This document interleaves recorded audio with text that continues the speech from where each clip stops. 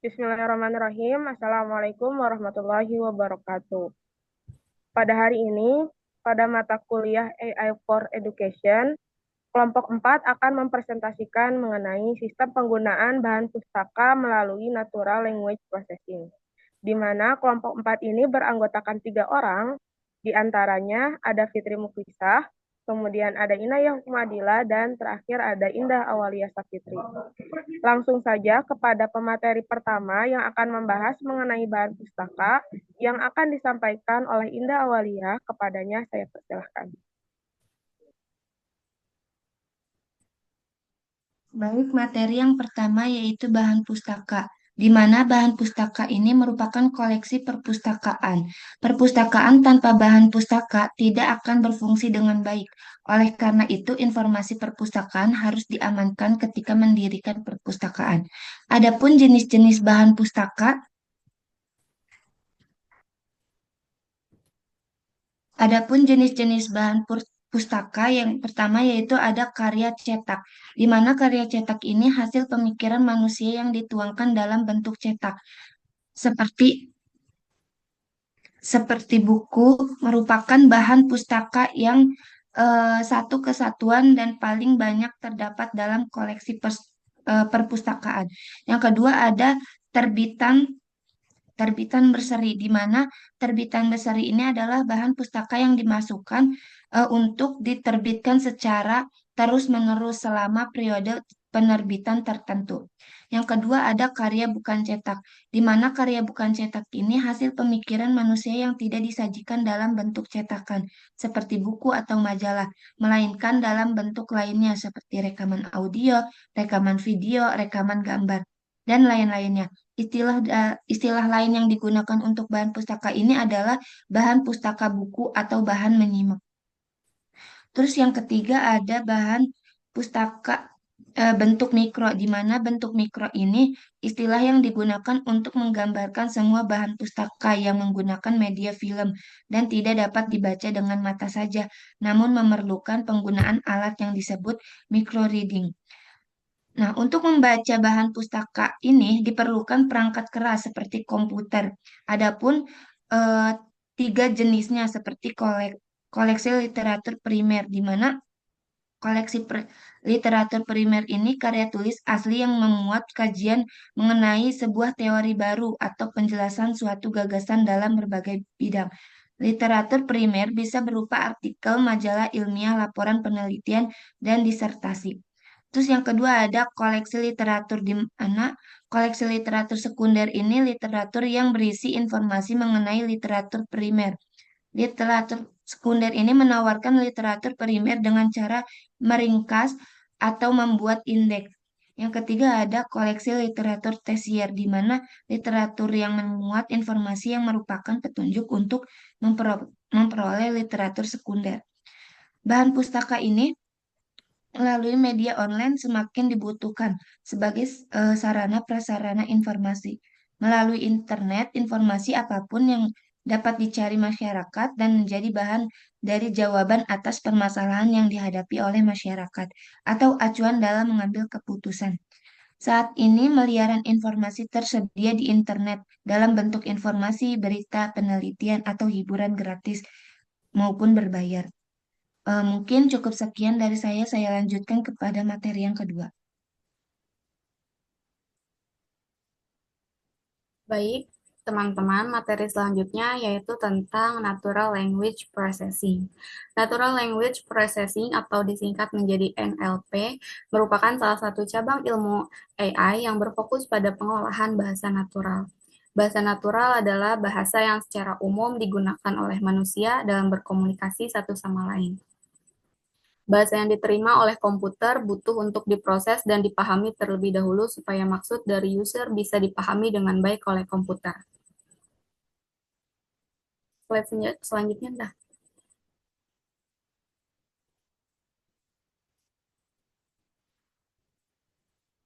Jadi, natural language processing ini pengolahan bahasa alami yang merupakan bidang kecerdasan buatan yang berhubungan dengan pemahaman bahasa manusia. Natural language processing yaitu ilmu kecerdasan buatan yang mengkaji mengenai bagaimana pengolahan bahasa alami yang digunakan oleh manusia dalam berkomunikasi antara satu dengan yang lain. Natural language processing ini dengan teknologi pembelajaran mesin yang memungkinkan komputer menafsirkan, memproses, dan memahami bahasa manusia. Slide selanjutnya, dah. Kemudian, terdapat 3 aspek utama pada teori pemahaman mengenai natural language. Yang pertama yaitu ada sintaks. Sintaks ini menjelaskan bentuk dari bahasa. Sintaks bisa dispesifikasikan oleh sebuah grammar. Natural language jauh lebih daripada formal language yang digunakan untuk logika, kecerdasan buatan, dan program komputer. Yang kedua yaitu semantics, menjelaskan arti dari kalimat dalam satu bahasa. Yang ketiga yaitu pragmatics.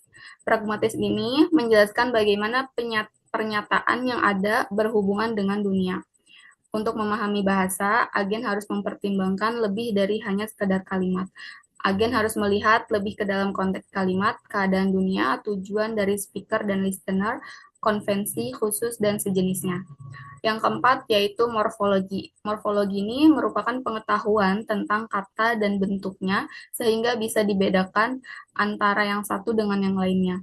Bisa juga didefinisikan asal-usul sebuah kata itu bisa terjadi. Contoh, misal membangunkan. Membangunkan kan kata dasarnya bangun, kata depannya itu mem, dan kata akhirnya itu kan. Jadi memnya itu prefiksnya dan kannya itu sufiksnya.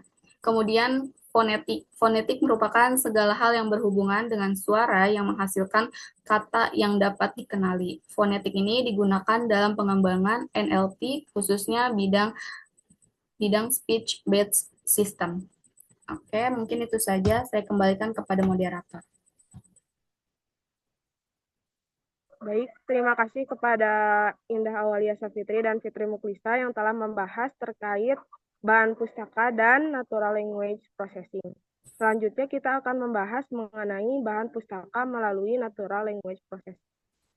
Seperti yang kita ketahui, teman-teman, bahwa semakin berkembangnya zaman dan teknologi yang semakin pesat akan mempengaruhi segala kegiatan aktivitas dalam berbagai hal, salah satunya dalam dunia perpustakaan.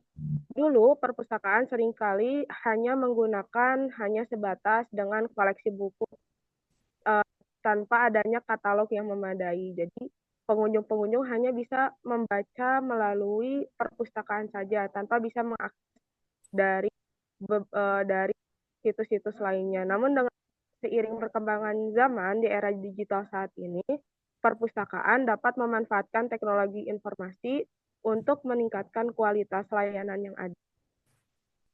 Dengan bantuan teknologi informasi, tentu saja perpustakaan dapat memberikan layanan-layanan yang jauh lebih baik kepada para pengunjung pengguna, seperti dalam mengakses elektronik digital dalam bentuk e-book. Nah, seperti yang kita rasakan saat ini, salah satunya di UIN sendiri sudah memiliki perpustakaan digital yang kita bisa akses melalui HP kita sendiri tanpa harus pergi ke perpustakaannya secara langsung. Sehingga penggunaan ini tidak lagi sebatas mengunjungi perpustakaan secara fisik, namun dapat mengakses koleksi dan layanan perpustakaan secara online melalui berbagai platform digital yang telah tersedia. Kemudian, salah satu keunggulan utama lain dari adanya perpustakaan digital ini adalah kemampuannya menyediakan akses terhadap koleksi yang jauh lebih besar dan beragam. Kemudian, teknologi informasi ini memungkinkan perpustakaan menyediakan akses terhadap e-book, jurnal, artikel, dan sumber informasi digital lainnya dari seluruh dunia. Sehingga kita dengan mudah dapat menggali informasi-informasi yang ada tanpa harus mengunjungi perpustakaan. Melalui komunikasi online dan media sosial yang ada, perpustakaan ini dapat menyelenggarakan segala bentuk aktivitas seperti diskusi, seminar, dan program lainnya yang diikuti penggunaan secara virtual melalui Zoom, Meet, dan lain sebagainya. Kemudian, dengan adanya perkembangan teknologi yang semakin pesat, perpustakaan sudah bisa menggunakan kecerdasan buatan atau AI dalam melakukan manajemen perpustakaan itu sendiri.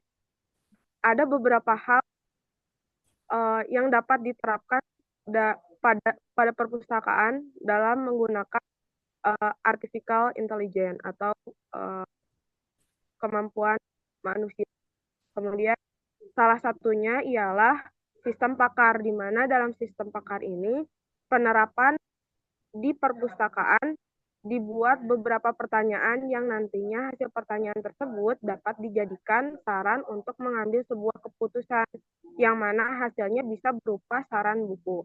Nah, biasanya perpustakaan akan membuat situs atau website untuk para pengunjung mengisi beberapa pertanyaan yang disediakan untuk menjadikan perpustakaan jauh lebih baik atas pertanyaan-pertanyaan dan jawaban-jawaban yang diberikan pengunjung.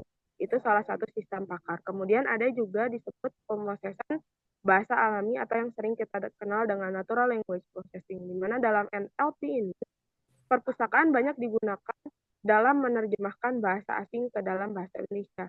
Sehingga NLP ini sudah banyak digunakan di perpustakaan-perpustakaan yang sudah menggunakan sistem perpustakaan digital, salah satunya di Bapusita. Nah, mereka menggunakan NLP ini dalam menerjemahkan berbagai bahasa asing sehingga mudah untuk memahami informasi-informasi yang datang ketika sudah diterjemahkan dalam bahasa Indonesia. Kemudian ada juga yang disebut dengan visi komputer. Visi komputer ini ialah sering dimanfaatkan dalam melakukan pengukuran dimensi buku secara otomatis. Kemudian ada yang disebut dengan pengenalan percakapan. Pengenalan percakapan ini bisa dimanfaatkan dalam perpustakaan untuk menginput bahan pustaka dengan menggunakan perintah suara seperti yang sudah kita ketahui ya mengenai pengenalan percakapan ini. Kemudian ada juga yang disebut dengan robotika. Robotika ini biasanya dimanfaatkan sebagai robot untuk pengambilan bahan pustaka di suatu tempat. Nah, ini bisa dimanfaatkan dalam perpustakaan sebagai penemuan pola peminjaman buku pada pemustaka, sehingga robotika ini dapat memudahkan kita dalam meminjam buku tanpa harus rumit dalam akses peminjaman. Kemudian yang terakhir ada yang disebut dengan agen cerdas. Agen cerdas ini biasanya dimanfaatkan dalam perpustakaan dalam pemandu penggunaan OPAC atau Open Public Access Catalog. Dalam OPAC ini nantinya dapat melakukan pencarian mandiri tanpa memerlukan bantuan pustakawan dan hanya berinteraksi dengan agen OPAC tersebut, sehingga kita hanya perlu mencari atau mengetikkan buku-buku yang ingin kita cari di dalam suatu layar komputer yang disediakan di perpustakaan. Itu salah satu bidang artificial intelligence yang biasa digunakan dalam perpustakaan. Kemudian ada beberapa tools yang bisa digunakan dalam perpustakaan digital yang mungkin sering kita ketahui atau pernah kita gunakan juga. Salah satunya ialah pengenalan suara menggunakan speech recognition, di mana untuk mengubah ucapan menjadi teks. Kemudian ada juga penerjemahan bahasa otomatis, yaitu proses mengubah teks atau ucapan dari suatu bahasa ke bahasa lain menggunakan komputer. Ada juga pembangkitan teks otomatis, yaitu text generation yang sering kita gunakan dalam menghasilkan teks baru berdasarkan data yang ada. Ini merupakan salah satu NLP yang sering kita gunakan. Kemudian yang terakhir adalah chatbot. Chatbot ini adalah aplikasi NLP yang dirancang untuk simulasikan percakapan dengan penggunaan manusia. Nah, itu salah satu tools yang biasa digunakan perpustakaan digital yang berkaitan dengan NLP atau Natural Language Processing.